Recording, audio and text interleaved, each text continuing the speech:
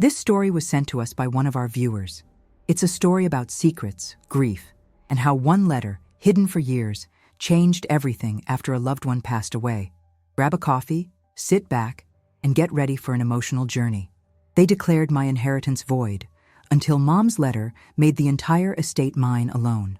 I found the letter the night after my mother's funeral, and I wish I never had. Well, that's not entirely true. Part of me is grateful. The other part? It's still reeling from what I discovered about the woman who raised me. The house felt different without her breathing in it. You know that feeling? When someone's presence has filled a space for so long that their absence becomes almost tangible? That's what hit me the moment I stepped into Mom's bedroom 3 days after we buried her. The funeral had been small. Just me, my half-brother Marcus, and a handful of her church friends. Marcus had flown in from Seattle, looking uncomfortable in his black suit. We hadn't spoken much since Dad died 5 years ago. Different mothers, different lives, different everything. The lawyer had been clear earlier that day. I'm sorry, but without a will, the estate will be divided equally between both sons. Marcus nodded like he expected it. I just stared at the mahogany desk, thinking about how Mom always said she'd taken care of everything, but she hadn't, or so we thought. The smell of her lavender perfume still clung to the curtains. Her reading glasses sat folded on the nightstand next to a half-finished crossword puzzle. Tuesday's puzzle. She died on Wednesday. I was packing her jewelry when I felt it. The bottom drawer of her antique dresser seemed shallower than it should be. My fingers traced the edges until I found a small gap. False bottom. Classic Mom, always full of surprises. Inside was a manila envelope, thick and yellowed with age. My name was written on it in her careful handwriting. For James. Open only after I'm gone. My hands shook as I held it. The envelope felt heavy, not just from whatever was inside, but from the weight of secrets it clearly contained. Let me tell you about my mother, Sarah Chen. She wasn't perfect, but she was mine. Dad married her when I was 7, 3 years after my biological mother died in a car accident. Sarah didn't have to love me, but she chose to. That choice shaped everything about who I became. She worked double shifts at the hospital to help Dad pay for my college. Never complained, never made me feel like a burden. When I got accepted to law school, she cried harder than I did. "My brilliant boy," she'd whisper, even though I wasn't really hers by blood. Marcus was different. He was Dad's son from his first marriage, already 18 when Dad married Sarah. He'd visit on weekends, polite but distant. Sarah tried to include him, but he always seemed to be looking past her, like she was temporary. After Dad died, Marcus barely called. Maybe once every few months, always brief conversations about work or the weather. Never about feelings. Never about how we were both orphans now, in different ways. Sarah never said anything bad about Marcus, but I could see the hurt in her eyes when Christmas passed without a card from him, when her birthday came and went without a call. She'd make excuses for him. He's busy building his career. Seattle is so far away. The irony is that I spent years being frustrated with her too. Not about big things, but those small irritations that build up between people who live together too long. She'd leave dishes in the sink overnight. She'd record her soap operas and watch them at full volume. She'd clip coupons for things we'd never buy. I'd roll my eyes when she'd start telling the same story for the 100th time about her childhood in Taiwan. I'd change the subject when she'd hint about wanting grandchildren. I'd make excuses to avoid Sunday dinners when I knew she'd cooked for hours just for me. God, the regrets that come with death. All those eye rolls, all those missed dinners, all those times I was too busy to listen to her stories. The call came at 3:17 a.m. on a Wednesday. St. Mary's Hospital. Heart attack. Massive. She was already gone by the time I got there, still in her scrubs from her night shift. The nurse, a young woman who couldn't have been much older than me, explained that Sarah had collapsed in the break room.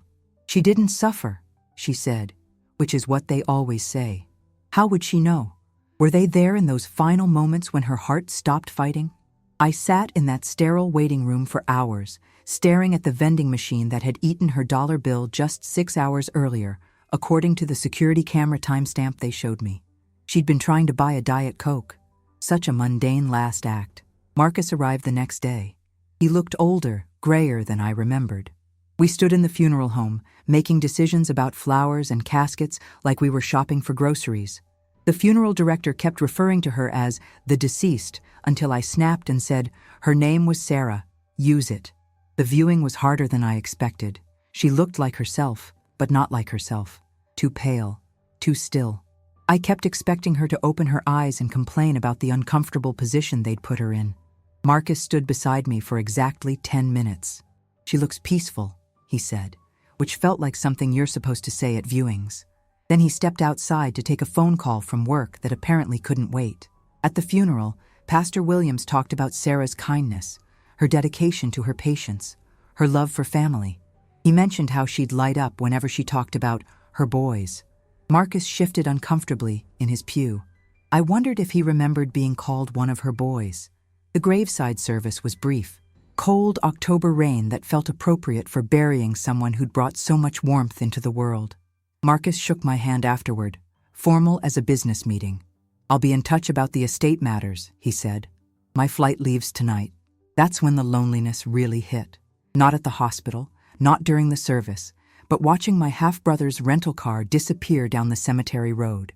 I was the only one left who would remember the sound of Sarah's laugh, the way she hummed while cooking, how she'd fall asleep on the couch watching her shows, the remote still clutched in her hand. Back in her bedroom, holding that envelope, I almost didn't open it. Some secrets are meant to stay buried, but grief makes you desperate for connection, for one more conversation with the person you've lost. I tore open the envelope carefully, like she might scold me for being rough with it. Inside were 2 documents. The first was a will, dated just 6 months ago, notarized and witnessed. The second was a letter, 3 pages long, written in her neat handwriting. The will was clear. Everything went to me. The house, her savings, her pension, everything. But it was the letter that made my knees buckle. "My dearest James," it began. "If you're reading this, I'm gone, and you're probably wondering why I never filed this will with the lawyers. The truth is, I wanted to see how Marcus would handle my death. I wanted to see if he would finally acknowledge me as family, or if I would remain invisible to him even in death." My hands were shaking so hard, I could barely read her words. "You see, sweetheart, I've known for 20 years that Marcus has been stealing from your father. Small amounts at first, from the business account, then larger sums after your father got sick. I have records, bank statements, evidence of forged signatures. Your father never knew. His mind was already slipping, and I couldn't bear to burden him with his son's betrayal." The room started spinning. I sat down hard on her bed, the letter falling to my lap. I kept quiet because I hoped Marcus would change. I hoped that maybe guilt would make him stop, make him return what he'd taken. Instead, he took more. By the time your father died, Marcus had stolen over $200,000 from the company that was supposed to be your inheritance too. $200,000. I thought about all those years Marcus had claimed the business was struggling, how he'd convinced Dad to sign over power of attorney just to help with the paperwork, how he'd sold the company 6 months after Dad died, claiming there were too many debts. "I hired a private investigator last year," the letter continued.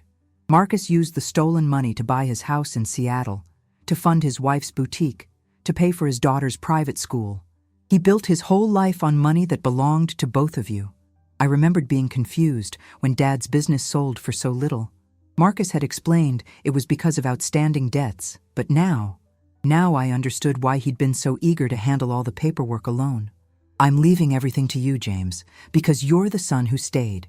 You're the son who held my hand during chemo. You're the son who called every Sunday, who remembered my birthday, who brought me soup when I had the flu. Blood doesn't make family, sweetheart. Love does. And Marcus stopped loving this family the moment he started stealing from it." Tears were falling on the pages now, making her ink blur. "But here's what I want you to do with this information, my sweet boy. I want you to give Marcus one chance to come clean. Show him this letter. Give him the opportunity to return what he took and apologize. If he does, you can decide whether to involve the police or not. If he doesn't, well, then you'll know exactly what kind of man he really is." The letter ended with words that broke my heart and mended it at the same time. "You were never my stepson, James. You were my son from the moment I met you. I'm proud of the man you became, and I'm sorry I won't be there to see all the wonderful things still ahead of you. Take care of yourself, and remember, The best revenge against those who hurt us is to live a life full of love and purpose. I love you always. Mom. I sat there for an hour, reading and rereading those pages. Everything made sense now. Why Marcus had been so eager to settle the estate quickly. Why he'd suggested we sell the house immediately. Why he'd been so cold at the funeral. Guilt makes people distant. I called Marcus that night. It was past midnight, but I couldn't wait. James? What's wrong? His voice was groggy, confused. I found Mom's will, I said simply. Silence. Then, what will? She didn't have a will. She did, along with bank records, Marcus. 20 years of them. The silence stretched so long I thought he'd hung up. Finally, I don't know what you're talking about. $200,000, Marcus, from Dad's business accounts. Should I read you the account numbers? I heard him take a shaky breath. James, listen, you don't understand. I understand that you've been lying to me for 5 years. I understand that you stole our inheritance and let me believe Dad left us nothing. I understand that you didn't even have the decency to be honest at Mom's funeral. She wasn't your real mother. The words exploded out of him, all pretense gone. You got everything. His love, his attention, his name on your diploma. I was his actual son, and I got nothing but a father who forgot I existed the moment he married that woman. There it was, 20 years of resentment, finally in the open. So you stole from him? I took what should have been mine anyway. His voice cracked. Do you know what it's like to watch your father love someone else's kid more than you? To see him beam with pride at your graduation when he barely remembered mine? My heart was breaking for both of us. Marcus, that money wasn't just yours. It was mine too. And more than that, it was Dad's life's work. What do you want, James? You want me to grovel? You want me to pay it back? Fine. I'll sell the house, liquidate everything. Just, please don't involve the police. I have a daughter. She doesn't deserve to see her father arrested. That's when I understood what Mom had been trying to teach me with this letter. It wasn't about the money. It wasn't even about justice. It was about choice, about what kind of person I wanted to be when faced with betrayal. I'm not going to call the police, Marcus. You're... what? But I want you to know something. Mom loved you too.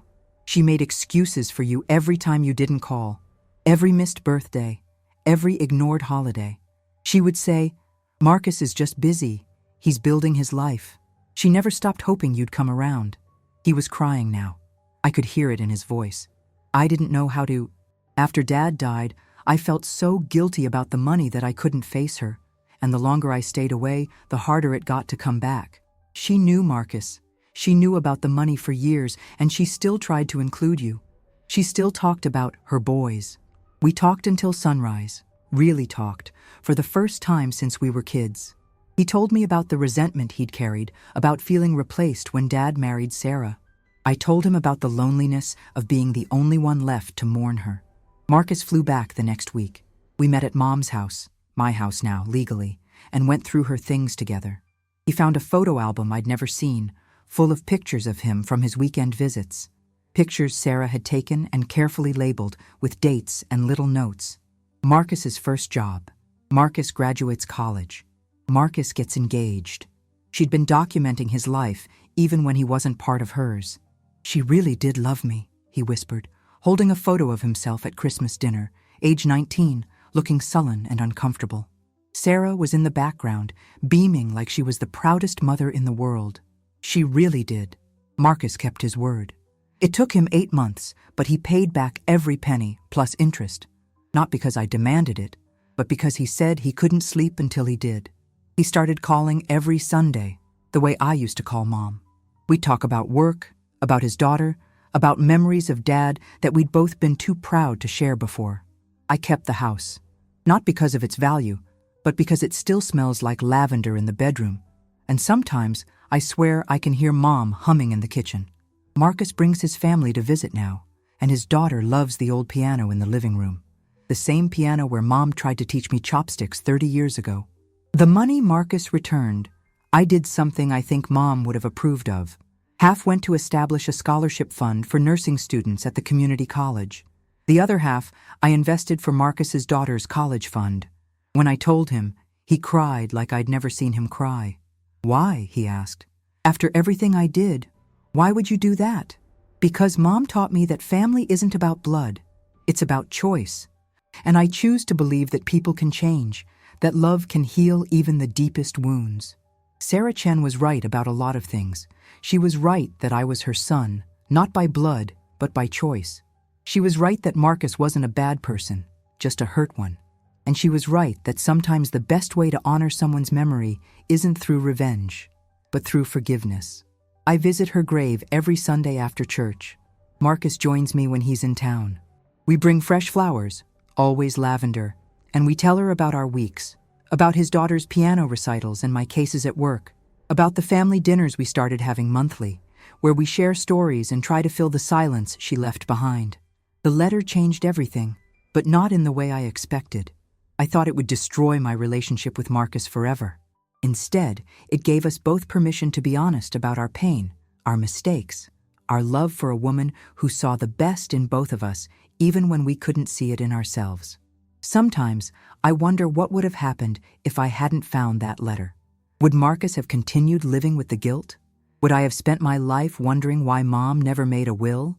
Would we have remained strangers, connected only by shared DNA and old resentments? But I did find it. And in reading her final words, I learned the most important lesson she ever taught me. Love multiplies when you give it away, even to those who've hurt you, especially to those who've hurt you. The last line of her letter has become my guiding principle. The best revenge against those who hurt us is to live a life full of love and purpose. I think about those words every day, especially when anger or bitterness tries to creep in.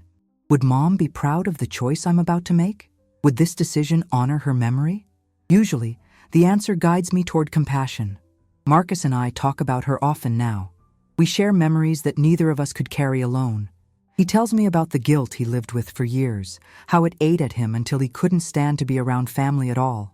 I tell him about the loneliness of being her primary caregiver, how I sometimes resented being the good son when it felt like such a heavy burden. But we also talk about her love, how she made each of us feel special in our own way, how she never gave up on either of us, even when we gave up on ourselves, how she somehow knew that this letter, this final revelation, would bring us back together instead of tearing us apart. That's the thing about unconditional love. It has a way of surviving even death, even betrayal, even years of silence and misunderstanding. Sarah Chen loved two broken boys and trusted that love would eventually heal what time and pride had wounded. She was right. Some stories arrive too late, others just in time to heal a broken soul. If this story moved you in any way, consider subscribing to our channel. We share real, emotional stories every week, and yours might be the next one.